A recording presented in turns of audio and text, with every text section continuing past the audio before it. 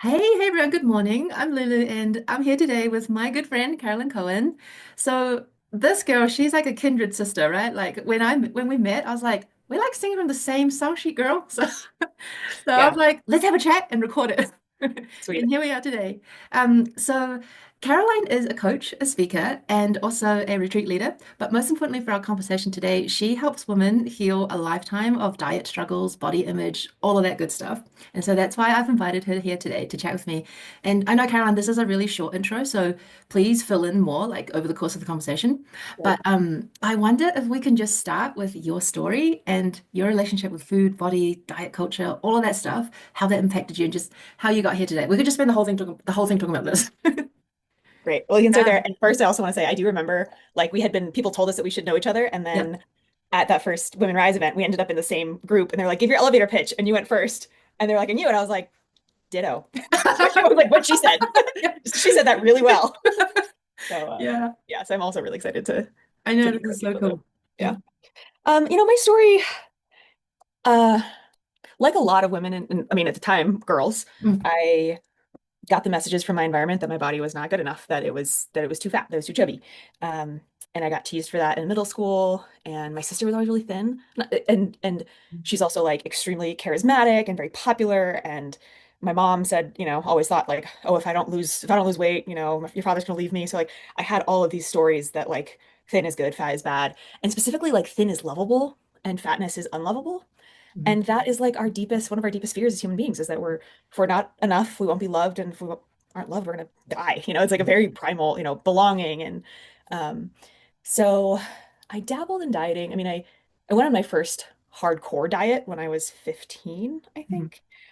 But even before that, I had been, very conscious of these things. My best friend's mom kind of taught me how to do low carb. Um, and Your my mom best was all, friend's mom? yeah, Oh my. who was interestingly, she's an eating disorder therapist. She's a therapist, but she later I found out she like actually she like specializes in eating disorders, My and gosh. that surprised me. But the reason it all started because I gone to the doctors for an annual checkup, and they give you that piece of paper that's like here's your like specs sort of Yeah, from yeah. your visit, and my weight was on that paper. I had gone to the doctors with my mom, so it didn't have a big impact on me. But then the next day I got in the car to go to school, to go to high school, like freshman year of high school with my dad, and I saw my dad look down on the piece of paper and all the stories about my dad not gonna love my mom if she's not thin, and I was like, shit, like, and I knew it was like mortified, and I knew like that weight, that those numbers are not okay for a 15-year-old girl. And so that's what prompted me to go on my first like serious diet. Mm. And it worked because they do. The first time you're like, your body's like, oh wow, like it hasn't learned to adjust yet to like, all the things you're gonna throw at it. And I lost a bunch of weight and then got my first boyfriend. So again, like reinforcing my Oh. belief that my lovability was inextricably linked to my weight. And it took, and eventually I gained, it took me about 5 or 6 years to like Mm. gain weight back to a point where I was uncomfortable again. Mm. Um, and that turned out to be the pattern, that it would be like 5 or 6 years, I'd do something to lose a bunch of weight, get on something, but it got harder and harder. And eventually, when I was in my like mid 20s, I was at a place where I was like, nothing seems to be like I'm in this constant struggle. It's not like I do a diet or I do a thing and then I'm, it wasn't the weight anymore. It was just this constant. And I had started to realize that my dog is chewing. Can you hear her? Okay, great. Um, I think in 2018, I went to my first Tony Robbins event Mhm. and he put up this formula that said it's a happiness formula. So happiness is when reality equals our blueprint. And our Mm. blueprint is our beliefs about how we think the world should be. Mhm. Unhappiness is when reality does not equal our blueprint. And suffering is when reality doesn't equal our blueprint and we feel powerless to change it. Mm. And I realized at that point I was suffering because I had been trying to change my reality to match my blueprint Mhm. for decades at this point, and it never lasted. I Mm. was never able to make that equation stay the way I wanted it to. Yeah. And I was like, you know what? I studied math. I know how equations work. Mhm. You could change either side of a formula, Mhm. make it work. Yeah, yeah. And I was like, what if I change my blueprint? And this was my glimpse into there's another way. Yeah. And I think, I was actually on the master class with Laura yesterday, and she was saying like, what's your sweet spot with people? And I think my sweet spot is people who are just like just ready for like maybe there's another way. Yeah. maybe I don't have to like keep trying to do the same thing that's not working over and over again. Yeah. And um, but at the time I hired the wrong health coach, Uh-huh. who was, she was a physical therapist, she had a nutrition certificate.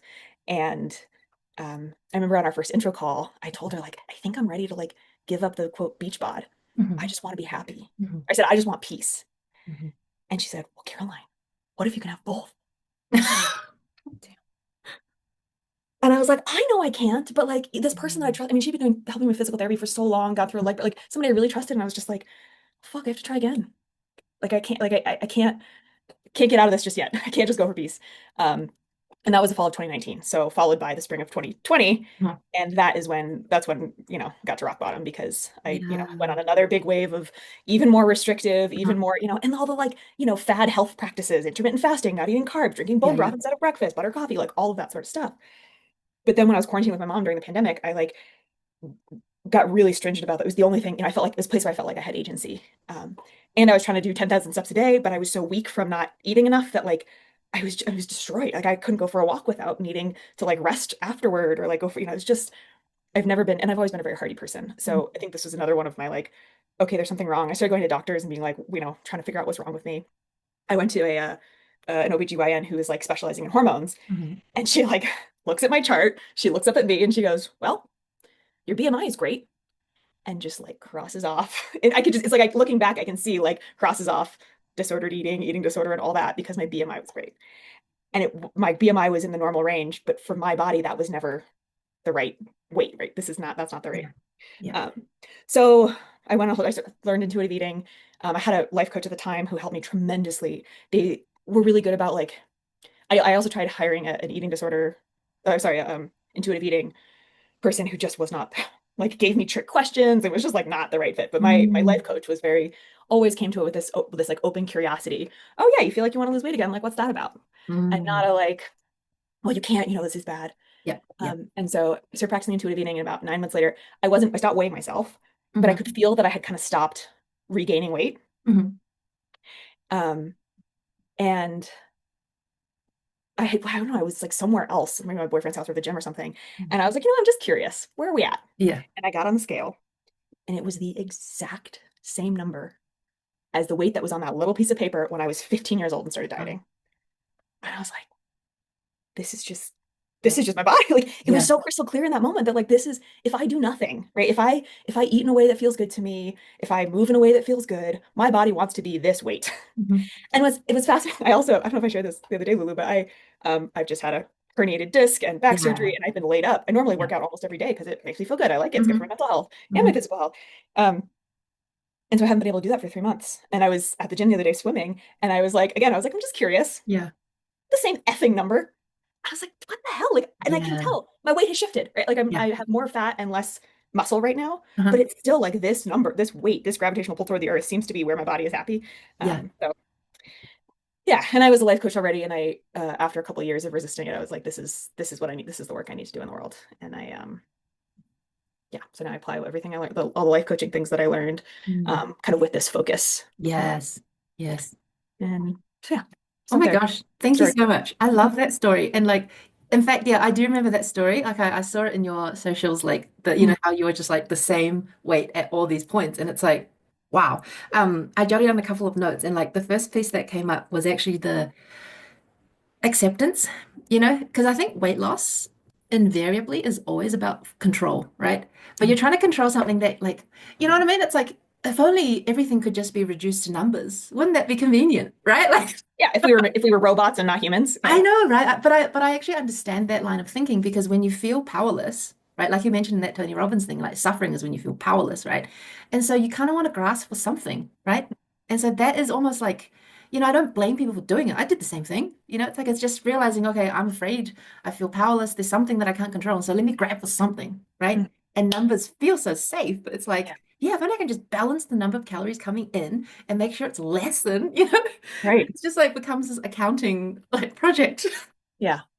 Yeah. Never, yeah, Yeah. And it's amazing how much that can be. I mean, it's a coping mechanism. it is. Yeah. And also, when I learned intuitive eating, I actually got into my first serious relationship. Even though, yeah, I had a boyfriend for 3 months in high school, Mhm. and I had a long distance, coulda, shoulda, woulda been. for a long time. And then Mm. it wasn't until I started gaining weight and Mhm. accepting my body and doing like, which I thought was the opposite. I got into my first serious like long-term relationship, and I started hanging out with friends that I really, changed my friend group. I started my business. I like all of these things that Yeah. because I had been all of my time and energy was going toward food and calories and working out and like how to Yeah. fix my body. Like Yeah. and I, in our intake with one-on-one clients, I'll often ask like what percentage of your day do you spend thinking about food and or your body and Mhm. exercise? And they'll say like 70 to 90% of the time. It's kind of insane, eh? Yeah. And I'm Yeah. like, and that was Yeah. 100% me too. And just Yeah. think like even if the norm is 50% for like Mm. women in this country, and like not to mention transgender folks, non-binary folks who have different pressures and even more in Yeah. a lot of cases on their bodies. um what if we could get that? What if like women collectively could get 50% of our mental energy back? Yeah. Like that would change the world. Yeah, it's so true. I never thought of it like that. Yeah, that is such a good, actually, that's such a good thing you posed. I would like encourage people to actually pay attention to their thoughts during the day and like just make a, estimate of like how much am I thinking about food and calories and whether I'm going to gain weight and all of that stuff. Yeah. Because like, here's the other thing I want to talk to you about. So weight loss always kind of is a control thing. And Mhm. so what do you think is really under that fear then? Because we only want to control if we're afraid, right? And I know you kind of touched on it a little bit, like that maybe it's just this lack of being accepted, maybe you're getting less love. Like, do you think that's at the heart of it? My first instinct is that it can be different for different Mm, people. yeah. Um, and my therapist used the word agency rather than control Hmm. for eating disorders, especially. Hmm. And um, and I like that. I don't know why, but that sticks with me is like, Hmm. yeah, it makes us feel like we have agency. There's something that we can affect and control. Hmm. And I think so. So with that framing, I think if you had things that were out of control in your life in any way, Yeah. and for me, the other piece of the story is my sister. Growing up, my sister was a drug addict. She's sober now, which is great. But in Mm. my like teenage household, it was chaotic and very scary because Wow. I mean, it's funny like the things that you adapt to and you think are normal. And I have a memory of waking up at 3 o'clock in the morning, and my dad has come in to say, "We're going to the emergency room. Your sister took an entire bottle of Tylenol." Wow. And I know, no, it's deadly. But I said, "Is she going to live?" And my dad said, "I think so." Mm. And I said, "Okay." And I went back to sleep. And I was Mm. like looking back, I'm like, how crazy were things that was not that like I could go back to sleep after that information and not be like, "I'm Yeah. coming, what's up?" It was just like things were Yeah. constant. So I think that's another reason why it became, such an important coping mechanism for me. And I do think a Mm. lot of people who have struggles with food or have control, feel like they need to always control, Yeah. have had some sort of have had an early on experience. I'm not a clinical psychologist, but Yeah. anecdotally have had some early on experience that made them feel like they didn't have agency. And I think that's where it becomes more Yeah. disordered eating and eating disorders versus just like, I also have people who like later in life are like, wow, I always felt fine with my body and now I don't anymore. Yeah. What do I do about this? And I think that Yeah. that's a little bit different. Yeah, I love that. I love that you brought that up and that story as well. Because I find that's normally where the medicine is, in my work as well. I feel like there's always just some story that you've been carrying and you've never said it out loud. And then when someone actually asks you about it, you like what do you call it? The dams burst, and you just realize, oh my gosh, I didn't know I was holding so much, like just maybe it's the freeze energy. It's some kind of unprocessed trauma, right? Like I Yeah. like to call it just undigested life events because it's kind of Mhm. what it is. It's like you just something that you've held for a long time and you don't know what to do with it, and so you just kind of leave it there, and then don't Yeah. know why you have all these coping mechanisms to keep it down, but it's a little bit like parts work as well, Yes. like the exiles where the protectors are there to keep them down, then so your coping mechanisms are not there to help you, they're there to keep the exile in place, Yes. but really what you want to do is actually free that Yeah. part of you that is so tender and so hurt, and yeah, Yeah. so Yeah. thanks And for sharing that story. Yeah. you're reminding me of another short story with my coach. And actually, this is what the people who are in my Nourish to Flourish program that just started Mm. next week is about this idea that what we resist persists. Hmm. What we can't be with runs our life. Yeah. And so in coactive coaching, which is the methodology I'm trained in, we have Mm. something called process coaching. Um, and I remember a session with my coach where we're getting into it and stuff with my sister, and I said something about like going off the rails. I don't remember what the context was, but they looked at me and they said, "Caroline, you can go off the rails and you are never going to lose this." And it broke. Like it was that dam, right? Like I Yeah. just Yeah. and after the session, I went and lay down on my bed and I was like, it was a total like, it felt like some like a like chemical shift in my body. And I was like, Yeah. I was shaking and Yeah. like, what just happened? Yeah. And I feel like, and that was sometime in the fall, like late fall of 2019. I remember it so vividly. And I think that was one of the keys in like, I'm allowed to go, like this idea of I can go off the rails and I'm not going to lose love, support, like that. Mm, Um, I feel like that was a key to like yeah. starting to loosen up and being like, okay, I can gain weight. I can eat things that I don't, Yeah. I can, be real. Yeah, yeah. And like just backtracking a tiny bit to the control piece, I think what's really like muddy about the body is that you kind of think you can control it. Do you know what I mean? Because like the first time you tried dieting, right? You feel like, oh, look at this. I did this and then suddenly this happened, right? Yeah. And so like so you kind of think, yeah, well maybe I can just like tweak with it kind of Yeah. thing.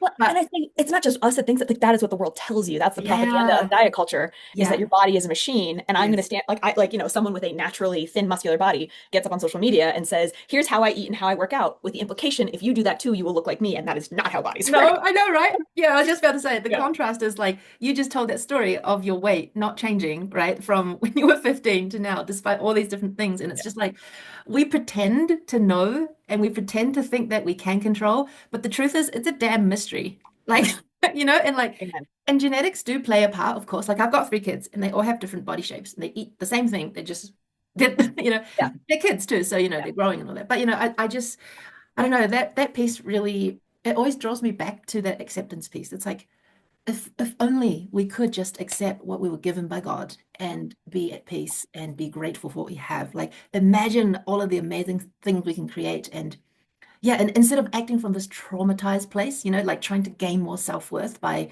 being thinner or trying to achieve more so that we are approved, all of these kind of like trauma responses, really. Well, they're not trauma responses, but you're acting from a place of the wound. You're not acting from a place of, I accept myself, I own everything that I am. I've got flaws, I've got great things, but I'm just so grateful to be here, like that acceptance piece. It's like whenever people talk about it, like you always nod your head, but then when it comes to actually doing it, you're like, yeah, but I don't like this and that. I can't be Right. loved until, right? It's such a, And I'm a growth-oriented person and I yeah, always like to work on myself and how I'm going to yeah, work on myself. And it's like yeah. saying like, oh yeah, I'm going to try to change my shoe size because that's progress. It's like, no, you got your feet. Your feet are your feet. You That's don't, such a great way to put it, right? Yeah, yeah. yeah. Because I always think about like, going through pregnancy, right? Like I was pregnant with twins, and like my body changed so much. And then afterwards like it just goes to what Yeah. it needs to go to. And it's just like it's kind of beautiful. If only we could like see our bodies like and trust with that level. Because when Yeah. you're pregnant, you're not thinking like, oh no, is this wrong? Like what's happening? Blah, blah, blah, right? Like it might be a little bit uncomfortable, for some people. It wasn't for me. I love being pregnant. Yeah. But like imagine if we could just see every process that the body goes through as like, oh, this is correct. Yeah. Like because like even if you want to, because like I think even if people are wanting to shape shift their bodies, well, first you got to actually accept where you are, Mm. right? And so it's like even if that's your goal, and like I don't think that's the best goal, but I'm not here to judge, you do you, right? I just know that in my experience, true change has only come when I completely surrendered Yes. and let that go. Yeah. Like that's when true change actually happened. And so, but I'm not here to like coerce anyone to do it my way. But I just find that if there is still just a little bit of fear, just it's not going to give you what you want. You're Yeah. still like your results are still going to be fruits of fear, not Yes. fruits from, you know what, I really accept where I am and please God, lead me. Like it's the different vibration completely, right? 1,000%. Yeah. And people understand this in other, we talk about this a lot in terms of like other things in life. Oh, I'm going to be happy when I get into a relationship, when I make X amount of money, when I do this. And the conventional wisdom is you have to learn how to be happy now, or Mhm. else none of those things are going to make you happy. Yeah. And yet with bodies, Yeah. we're like, yeah, no, that's a great goal. Totally. When you lose weight. And it's and Yeah. the complicated thing here is that losing weight does give you more privilege in this society, in the Mm. US right now, especially. Mhm. Mhm. Um, It's actually, girl, yeah. actually, it's harder to be overweight in Asia. Like, Oh yeah. I believe yes, I've yeah, heard that yeah, too. yeah. So Yep. no, I think it's Yep. it's got different flavors Yeah. everywhere, right? It's Yeah. Yeah. I say the US because I know that it's true here. I know that it's not true everywhere, but mm, I've heard that. And yeah, I have friends from Asia too who've also, yeah. yeah, reiterated that. Sorry, I like No, that's okay. Yeah, but nurturing. there's a privilege to what I'm saying is like there is thin privilege is a thing. So there's also the Mm, process of grieving. Do you know Brie Campos, Body Image with Brie? mhm, She is yeah, I gotta follow her on Instagram and stuff. mhm, She does a lot. She does she's body image work. She's in a fat body and she has something called the Body Grievers Club. mhm, And I think it's such important work. It's not the work that you want, you're like, oh yeah, I need to go to a grieving club. mhm, But for a lot of people, part of the I'm going to be happy with my body now is also grieving the social acceptance, the ability to fit in an airplane seat, the countless things that even like sitting down in a restaurant, is this chair going to hold me? Like there's so many ways that our society disadvantages people in fat bodies. And Mm. so it's totally legitimate that, but some, I mean, people, our society also disadvantages, you know, people of low socioeconomic status and things. Mm. There's so much, it's so intertwined. And it also feels important to mention that anti-fat bias also comes out of racism, that Mhm. in this country, you know, black and brown people had bigger bodies, and it was another way of oppressing those people and saying that whiteness was better back in the day when it was mostly, Mm. black slaves and white owners, right? That Mhm. um, there's like, you can see propaganda from that time of black women with these like big bodies being degraded on the in the posters and stuff. So Mm. that was another thing that, like, when I learned that, it was kind of a no turning back for me, because this feeling of, Mm. if I try to artificially shrink my body, I am I I am oppressing other people. I am continuing to, because it seems like I physically can, if I have disordered enough eating, I physically can shrink my body somewhat. Not everybody can do that, and I'm still in a, like, I still walk around the world with relative thin privilege for sure. Mhm. Uh, but it felt like it became a moral decision for me Mhm. that if I try to be as thin as I can, I am inherently pushing other people down. Wow, I've never heard that perspective before. That's really interesting. Yeah. I I always think like, can't we just live in a place where we're just okay with it all? Yeah. You know, like yeah, it's And and I'll say, Lou, I'm also a you do you mm, boo kind of person. I mm, like, in my personal life, and people, like, I'm not going, but it has also been important for me to take a stand for, I don't condone weight loss as an intentional goal. I'm like, if you want mm, to do that, cool. I'm not your person. yeah. Um, um, but like you said, it can be an unintended, like, it can be a side product, but if you are Mm, holding on to it, mhm, then it's gonna mess up this process that we're working through together. mm, And if people come to me and they're like, I do have a lot of people who are like, well, I get that, like, and I want to do what you're doing, I get it, but like, I still kind of, I still mm, want to lose weight. Like, this is still there. I can absolutely work with people there. yeah. But if, I talked to somebody and they were on a GLP-1, and I said, if you were to go off a Oh, GLP-1, let's not open that can of worms. but I Holy was like, smokes. if okay, let's just say you, like, you go off of it, your health is phenomenal Mm, and you gain weight back, but mhm. your health is extraordinary. Are you okay with that? And she said, no, this is aesthetic for me. And I was like, Yeah. cool, you do Yeah. you. You're not my client. We're not, I can't help you. But like, Yeah. Because I was just about to say, like, I think there is a healthy, because the way I like to work is because I'm like a huge nutrition nut. That's actually how I first got into the health field because I was just like, Christ, eating different food makes you feel different, right? Like it's kind of a bit remarkable to me. And so I think there is a healthy intersection, where like I think nutrition plays quite an important role, but you've got to do it with a bit more awareness and with a bit more like understanding of like yourself. Because if you're using like nutrition like a way to manipulate, then there's no difference in what you're doing. yeah, But I do think like because our bodies, like food is information, and so like what we eat does impact our like prana, our chi, our entire vitality. So it's not that food is like completely irrelevant. It just needs to be like more, done with a bit more intention and understanding what is my intention, right? Because if it's just aesthetics, then good luck. You can eat the best food, but you'll still not gonna be happy. right, right, Yeah. right. And you're not gonna eat the best food. You're gonna eat the lowest calorie food. It's not, which is not the same. Don't get me started on calories. That's like another very like I think we need to have a reductionist. series of If those. only we could just reduce God's creations into numbers. All right, again, Yeah. again. Oh my goodness. I love this conversation. Yeah.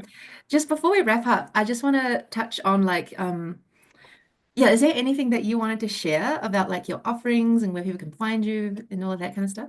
Yeah. So my kind of business is the Body Kind Collective. But my primary, Coach Caroline Cohen official is, find me there on Instagram, also on TikTok Hmm. there.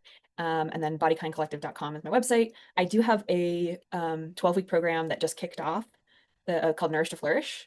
And right now we're running it as a cohort. I will also eventually do it as an asynchronous. So it's 12 modules, 12 video modules taken. And the first two modules, actually, the first section is about beliefs and beliefs or blueprint. Mm. So I have a cute acronym called just B. So Yeah. B, beliefs / blueprint.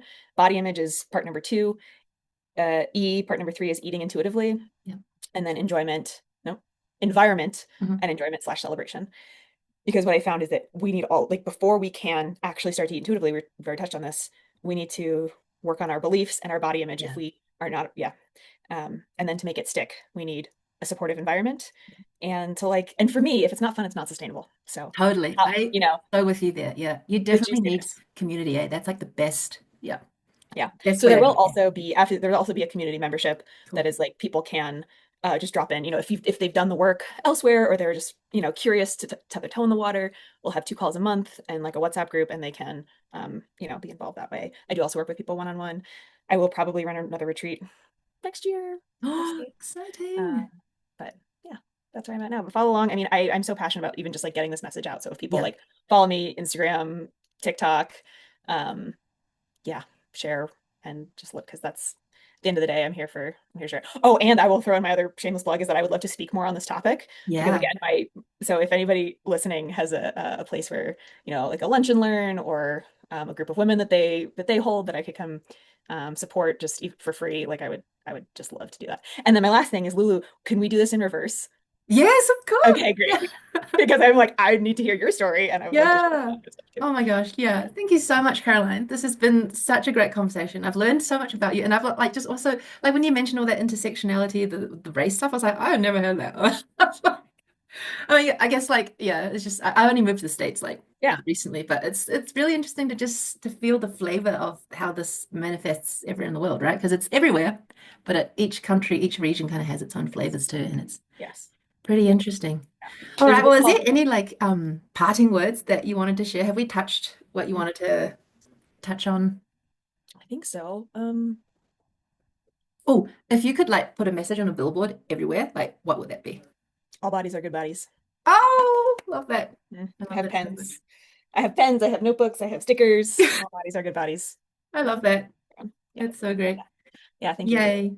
Thanks and I'm again, and Caroline. This has also been thank so you for doing the fun. work that you do in the world. It's like so yeah, it jazzes me to know that you're out there helping people. And it's slightly different, but aligned the Yeah. same way. And Yep. yeah. Same songs, So slightly yes. different chords, but Yeah. yeah. Yeah, exactly. Oh, I love that. Yeah. Thank you so much, Thank Caroline. you. All right.